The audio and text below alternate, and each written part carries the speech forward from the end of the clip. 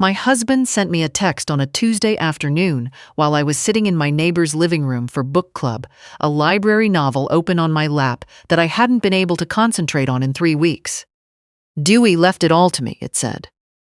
The commercial property, the investment accounts, everything. I'm talking over $1 million, Velma. I need you to pack what you need and go stay with Gina for a while. I want a fresh start. Please don't make this complicated. When I got home, the divorce papers were spread across the kitchen table, the same table I'd found at an estate sale 17 years ago and refinished myself. His signature was already on every page. I sat down in my chair. I picked up the pen, and I signed my name, slowly and neatly, the way I'd signed 36 years' worth of shared documents. Good luck to you, Harvey, but you forgot something that is going to cost you everything. Hello, everyone. This is Lily, and I am so glad you're here with me today. Please like this video, stay with me all the way to the end, and tell me in the comments where you're listening from. It means so much to me to know how far our little community reaches. My name is Velma Burnett. I am 63 years old, and until that Tuesday afternoon, I thought I knew exactly who I was. A retired school nurse, a grandmother of 2, a woman who had been married for 36 years to a man named Harvey Burnett, a man I had believed in, worked beside, and loved even on the days when love felt more like a discipline than anything else. We lived in a modest ranch house on the edge of a small town in eastern Kentucky.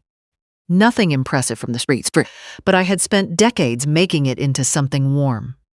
The kitchen smelled like coffee and rosemary. The back porch had a swing I'd reupholstered 3 times. We had a vegetable garden and neighbors who waved when you drove past. It wasn't glamorous, but it was ours, or so I had believed. Harvey was 66, recently retired after 22 years as an operations supervisor for a regional trucking company. A quiet, careful man, or he had been, for most of our marriage. We were not romantic in any grand sense, but I trusted him the way you trust solid ground. You don't think about it, you just walk. His older brother Dewey was another story. 17 years older than Harvey, born to the same father but a different mother, and the 2 of them had never been particularly close. Dewey moved to Nashville when Harvey was still in school, built a life in commercial real estate, and called his brother twice a year if that. I had met Dewey exactly 4 times in 36 years. The call came on a Thursday evening in early autumn. Harvey took it in the bedroom with the door pulled shut, something he had never done with family calls. When he came out, his face looked strange, not sad. Something else, lit up from the inside, but trying not to show it. Dewey passed, he said. Heart attack, quick. I'm so sorry, sweetheart. I reached for his hand. He let me hold it for a moment, then pulled away gently. His lawyer called. He left everything to me, the Nashville property, the investment accounts, his whole estate. Harvey's voice was carefully neutral. They're still working out the final numbers, but probably well over $1 million.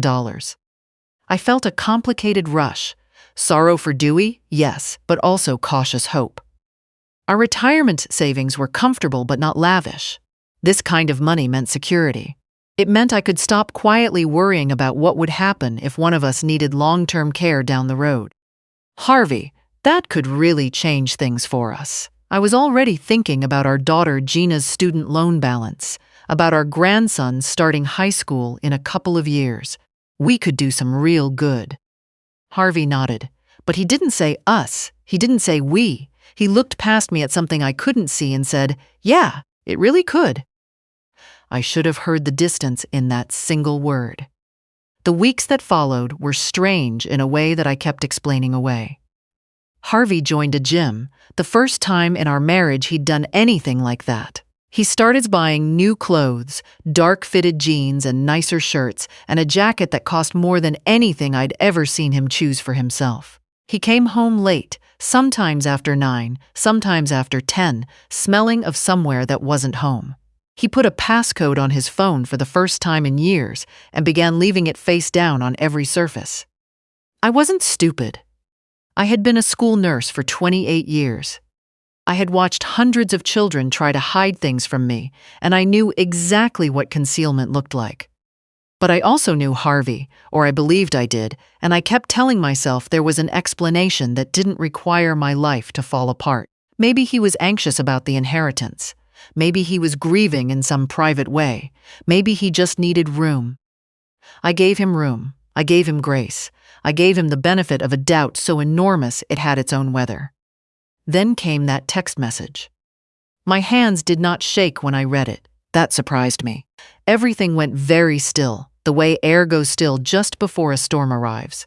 I read it twice, put my phone in my purse, excused myself from book club, and drove home. The papers were exactly where he'd said, 5 pages spread across my estate sale kitchen table, his signature big and looping on every line. I heard his truck in the driveway. I didn't move.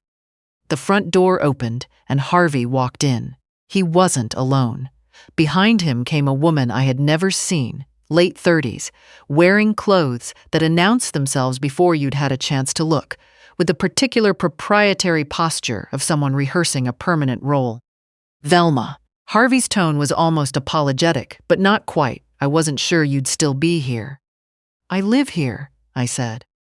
This is Peyton. He gestured toward her without quite looking at her. I wanted you to meet her. I thought it would be better to just handle this all at once. Peyton gave me a smile that went nowhere near her eyes and glanced around my kitchen, the way people look at real estate they're already price-easing. I'd like you to sign the papers, Harvey said. Let's keep this dignified. You can take your half of the joint accounts. I'm not trying to leave you with nothing. He paused. You've been riding my coattails for 36 years, Velma. Now I have real money, my own money, and I want to use it for a fresh start. You understand. Riding his coattails. For 36 years, I had worked full-time as a school nurse while Harvey finished his management certification. I had handled every bill, every insurance form, every medical appointment for our family. I had stayed up through fevers and broken bones and one terrifying appendix surgery at 2 in the morning. I had nursed his mother through her final months of cancer without a word of complaint. I had kept every receipt, every tax return, every document that had anything to do with our shared life, because I had always believed that organized people make things easier for the people they love. I picked up the pen and signed every page. Good luck, I said. And then, but Harvey, you forgot something. He wasn't listening. He had already turned toward Peyton, so I picked up my purse and walked out of my own house and drove to Gina's apartment across town and sat in her parking lot for a long time before I went in. Gina took one look at me from the doorway and said, Mom, what happened? You look like the ground dropped out. I told her everything, and then I opened my laptop and started remembering. 36 years accumulates documents the way rivers accumulate silt. I had kept things. And that night, in Gina's guest room, one particular memory came back to me with the force of something that had always been there, waiting to matter. 14 years ago, my mother passed away. She was 81 and sharp-minded until the very end, and she left me $72,000. Her entire savings, built across 5 decades of careful, quiet living. It was the most money I had ever had in my own name. Harvey and I had sat at our kitchen table and talked about what to do with it. Dewey had borrowed money from Harvey years before, around $58,000, for repairs to his Nashville commercial property, a debt Dewey had never fully settled. Harvey suggested we use my inheritance to clear that balance entirely. In exchange, Dewey would grant a partial documented interest in the property to our joint names. It would be our investment in something real, Harvey had said, something that would grow. I agreed, because I trusted him. We had a local attorney draw up the transfer agreement. My name was on it. My $72,000 had gone by wire, directly into that property. And now that property was the centerpiece of the estate Harvey was claiming had nothing to do with me. By 6 in the morning, I had called Gina into the kitchen. I need an attorney, I said. A good one. I know someone, Gina said. She looked like she hadn't slept either. A woman a friend of mine used a couple years ago, Ms. Ingram. She's specific about what she takes on, and she's never lost a case she believed in.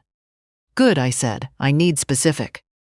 Ms. Ingram's office was on the second floor above a title company downtown.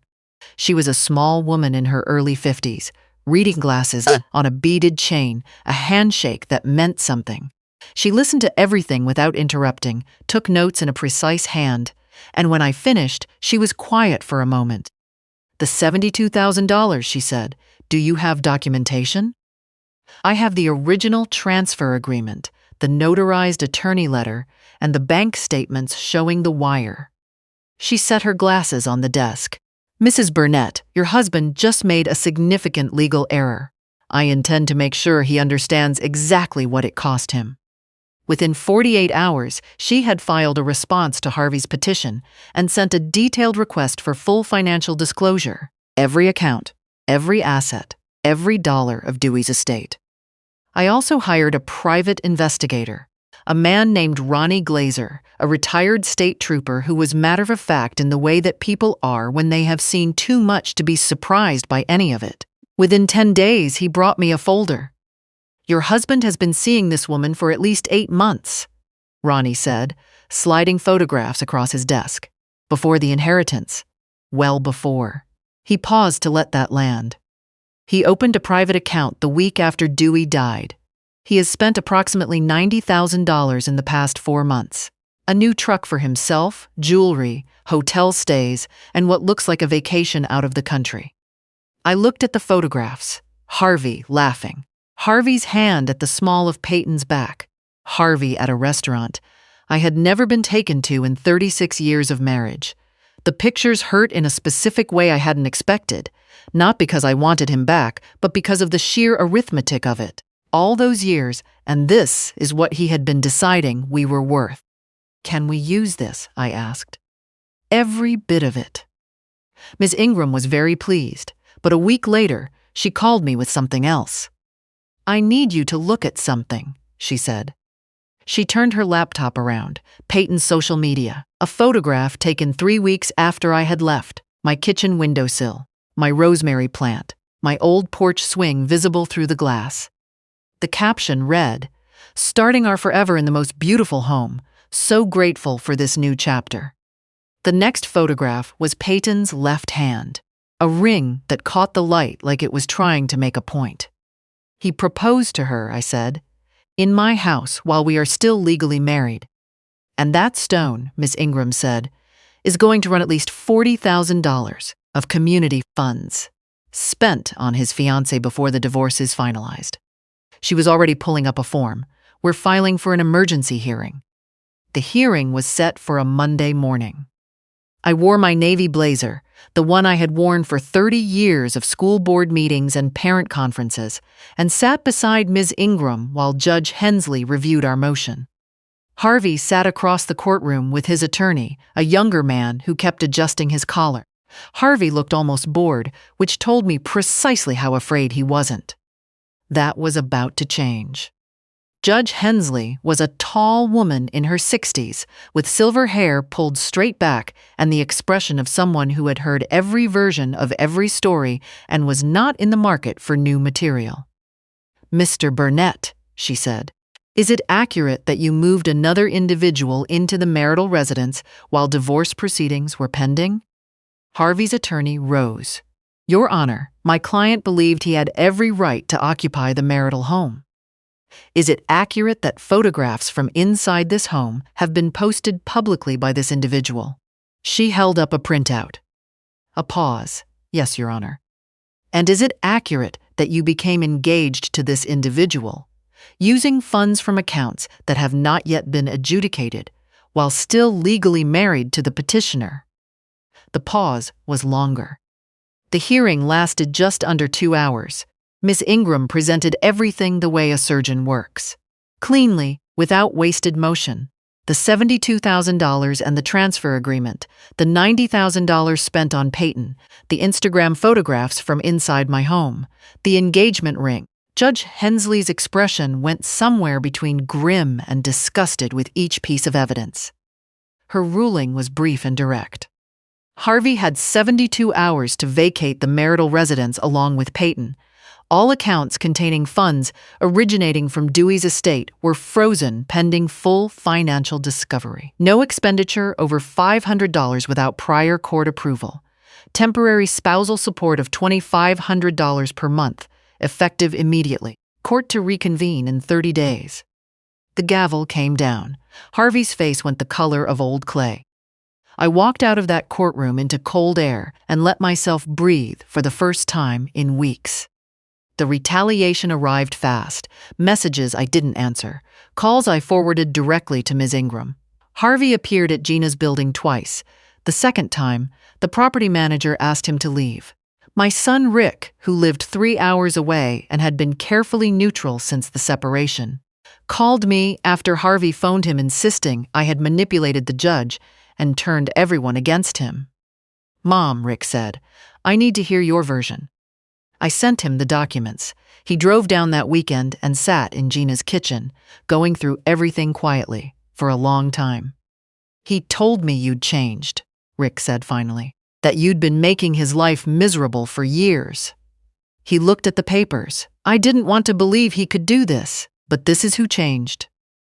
About 6 weeks after the emergency hearing, Harvey's sister Agatha called me. We had always gotten along. She was younger than Harvey and had never fully understood her brother, I suspected.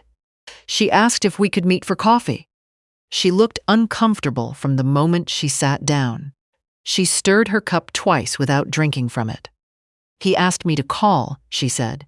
"He wants to offer a settlement.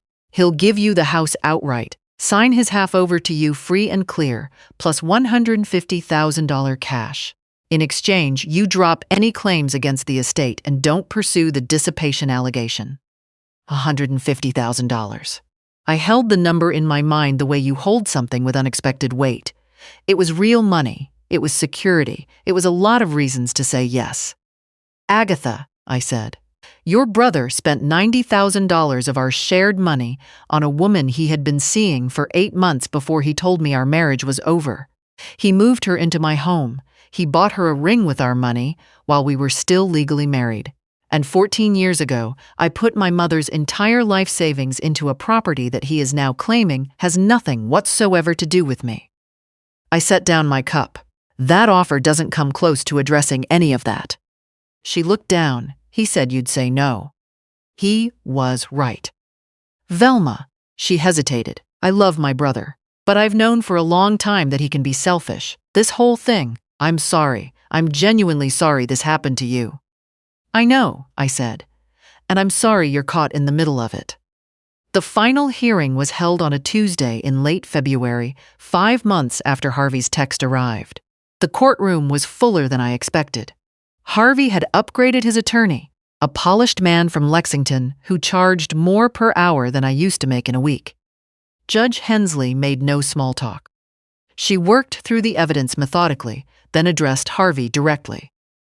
"Mr. Burnett, 14 years ago, your wife invested $72,000 of her own separately inherited funds into a property that now forms the primary asset of the estate you are claiming as entirely your own. Is that accurate?" Harvey's attorney argued it was an informal payment, a goodwill gesture, not a recorded interest. Ms. Ingram stood. "Your Honor, we have the original transfer agreement, signed by both parties and notarized, in which Mr. Dewey Burnett acknowledged the $72,000 payment and granted a partial documented interest in the property to Mrs. Velma Burnett by name. This was not informal. It was a legal instrument." Judge Hensley reviewed the document.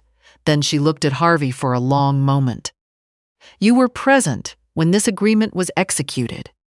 Harvey's jaw tightened. "I was." "And you are currently claiming this property as solely your inheritance, with no acknowledgement of your wife's recorded interest." Silence. Miss Ingram's cross-examination took 40 minutes. She walked Harvey through the timeline of the affair, established months before the inheritance, contrary to what his filing had implied.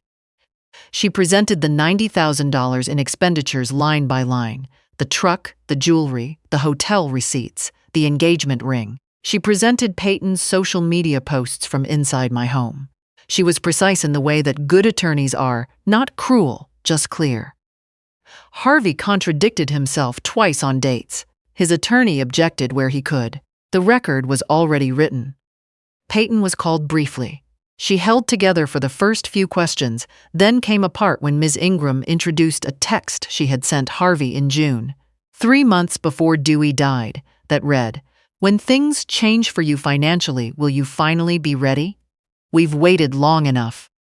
Peyton's face went still. That was taken out of context. "Yes or no, Miss Sorrells, did you send this message?" A pause that lasted too long. "Yes." No further questions. Judge Hensley's ruling took 18 minutes. The $72,000 payment, she said, had created a documented partial interest in the commercial property. That interest, combined with the length of the marriage and the commingling of funds, meant the estate could not be treated as entirely separate property. She ordered equitable distribution of the estate's value. Harvey would retain the greater portion, but Velma was entitled to $315,000, representing her documented investment and her equitable share. The $90,000 Harvey had spent on Peyton constituted dissipation of marital assets and would be charged against his share. Velma received the marital home outright, permanent spousal support of fee $800 per month. Harvey was ordered to pay Ms. Ingram's fees in full. The gavel came down. Harvey sat completely still. His expensive attorney was already packing up. Gina grabbed my hand so hard I could feel my rings pressed together. Rick, sitting beside her, let out a breath that sounded like it had been held for months. I did not look at Harvey on my way out. I did not need to. 6 months later, I am sitting on my back porch with coffee and a book I am actually going to finish. I repainted the kitchen the soft green I had always wanted and replaced the curtains in the bedroom. I cleared out the closet that used to hold Harvey's things and made it into a small reading corner with a lamp and a basket of library books. In April, I flew out to visit Rick and his family, my first trip alone in 20 years. I walked a trail I had only ever seen on a screensaver. I had dinner by myself at a restaurant and felt, in a way I am still working to name, like someone who had finally remembered her own address.